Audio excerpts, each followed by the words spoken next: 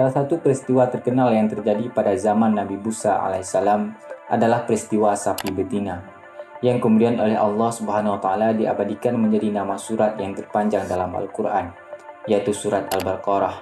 Al-Baqarah sendiri memiliki arti sapi betina. Kisah ini berlatar belakang di masa dakwahnya Nabi Musa alaihissalam kepada kaum Bani Israel. Lantas, bagaimanakah kisah tersebut? Jadi gini ceritanya.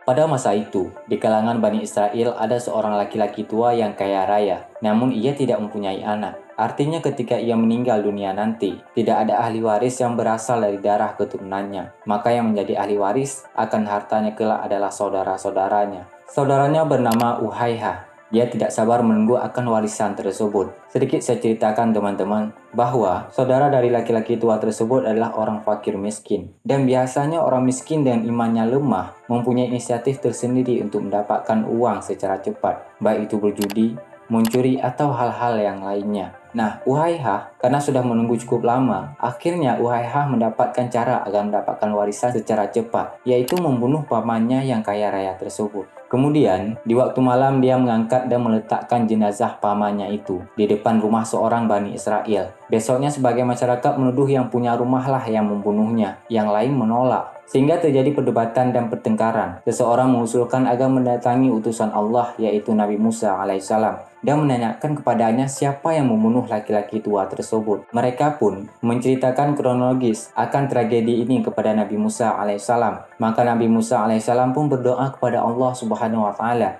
agar diberi petunjuk untuk mengetahui siapa pembunuh dari kakek tua tersebut. Setelah Nabi Musa mendapat petunjuk dari Allah Subhanahu wa taala, kemudian Nabi Musa memerintahkan kepada kabilah ini untuk menyembelih seekor sapi sejenis kelamin betina. Mendapatkan perintah untuk menyembelih sapi betina, mereka langsung memberikan reaksi negatif. Mereka menuduh Musa mempermainkan atau mengolok-olok mereka. Barangkali dalam pikiran mereka, apa hubungannya mencari sang pembunuh dengan menyembelih seekor sapi betina? Sekalipun sudah banyak peristiwa hebat-hebat dan luar biasa mereka lalui bersama Nabi Musa alaihissalam, tetap saja Bani Israel itu belum mempercayai Musa sepenuhnya. Menerima tuduhan ini sebagai candaan, Nabi Musa pun berlindung kepada Allah Subhanahu wa taala agar tidak menjadi orang yang jahil.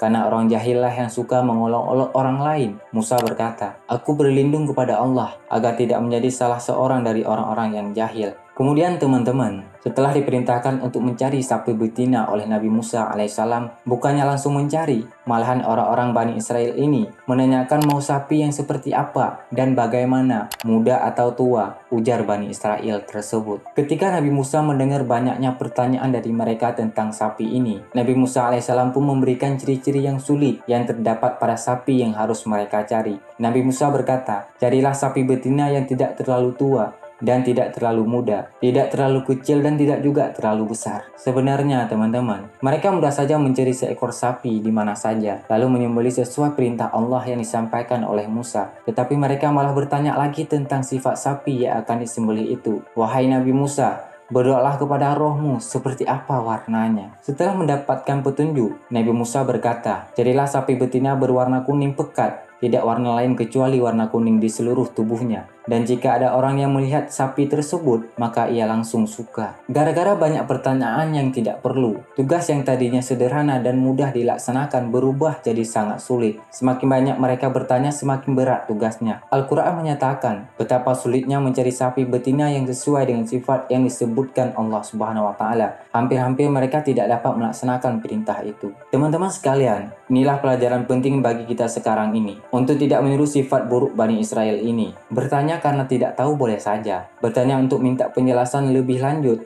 terhadap hal yang samar-samar tentu juga tidak dilarang. Tetapi mempertanyakan sesuatu yang sudah jelas, seperti pertanyaan Bani Israel tentang sapi betina itu, tentu akan mempersulit diri sendiri teman-teman. Akhirnya, penduduk Bani Israel ini pun mulai menyebar dan mencari sapi yang dimaksud oleh Nabi Musa alaihissalam. Ini yang menarik teman-teman. Rupanya, Di balik ciri-ciri sapi yang disebutkan oleh Nabi Musa alaihissalam ada hikmah yang sangat luar biasa, teman-teman. Jadi, dahulu kala di kalangan Bani Israel terdapat orang soleh. Dia mempunyai anak laki-laki yang masih kecil dan dia mempunyai anak sapi betina. Dia membawa anak sapi tersebut ke dalam hutan dan berkata, "Ya Allah, saya menitipkan anak sapi ini kepadamu untuk anakku kelak jika dia dewasa." Kemudian orang saleh ini pun meninggal dunia, sehingga anak sapi ini masih di hutan sampai bertahun-tahun. Anak sapi ini berlari setiap kali dilihat oleh orang. Ketika anak orang saleh ini telah dewasa, dia menjadi anak yang berbakti kepada orang tuanya. Dia membagi malamnya menjadi 3 bagian. Dia melaksanakan sholat dengan sepertiga malam, tidur dalam sepertiga malam, dan duduk di samping ibunya dalam sepertiga malam. Di waktu pagi hari,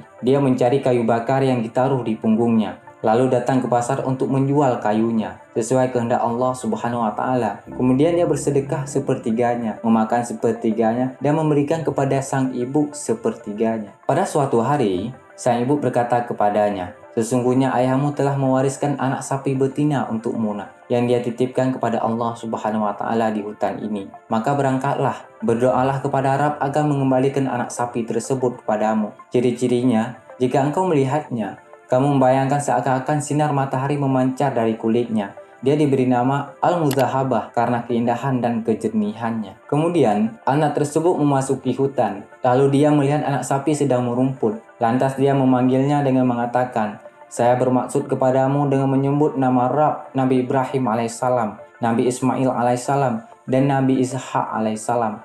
Kontak sapi itu menengok ke arahnya dan berjalan mendekatinya, sehingga sapi tersebut berdiri di hadapannya. Dia lalu memegang lehernya dan menuntunnya. Dengan izin Allah Subhanahu wa taala, tiba-tiba sapi tersebut berbicara, "Wahai anak yang berbakti kepada orang tua, tunggangilah aku, karena hal tersebut meringankanmu." Anak tersebut berkata, "Sesungguhnya ibuku tidak memerintahkanku melakukan hal itu, akan tetapi beliau berkata, peganglah lehernya." Sapi itu berkata, "Demi Rabb Bani Israel, jika engkau menunggangiku, niscaya kamu tidak dapat menguasaiku untuk selamanya. Ayo berangkat nak. Sungguh, jika engkau memerintahkan gunung melepaskan diri dari pangkalnya dan berjalan bersamamu, niscaya ia akan melakukannya lantaran bakti kepada ibumu." Lantas pemuda tersebut berjalan bersama sapi menemui ibunya. Sang ibu berkata kepadanya, "Sesungguhnya engkau orang fakir nak, engkau tidak memiliki harta. Engkau kerepotan mencari kayu bakar di siang hari dan melakukan qiyamul lail di malam hari. Oleh karena itu, pergilah nak, jual sapi ini." Si anak bertanya,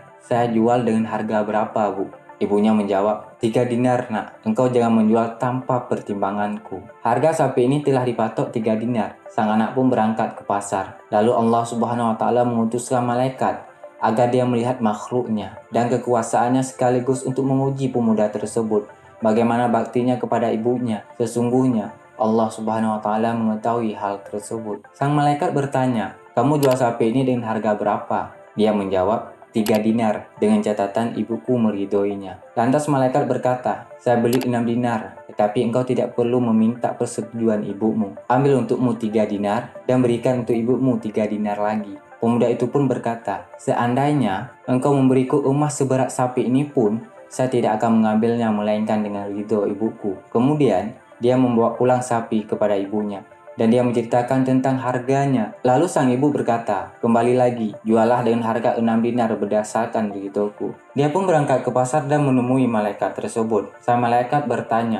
"Apakah engkau telah meminta persetujuan dari ibumu?" Pemuda itu menjawab, "Beliau menyuruhku agar tidak mengurangi harganya dari 6 dinar dengan catatan saya meminta persetujuan dari ibuku." Kemudian sang malaikat berkata, "Saya akan memberimu 12 dinar." Pemuda tersebut menolak. Lalu ia kembali kepada ibunya dan menceritakan hal tersebut kepadanya. Dan ibunya berkata, "Sungguh, orang yang mendatangimu adalah malaikat dalam bentuk manusia untuk mengujimu nak. Jika dia mendatangimu lagi, katakan padanya, apakah engkau memerintahkan kami untuk menjual sapi ini ataukah tidak?" Pemuda itu pun melakukan hal tersebut. Lalu malaikat berkata, "Kembalilah kepada ibumu dan tolong sampaikan padanya, biarkanlah sapi ini. Sungguh Nabi Musa bin Imran alaihissalam akan membelinya dari kalian untuk mengungkap korban pembunuhan seseorang dari kalangan kaum Bani Israel.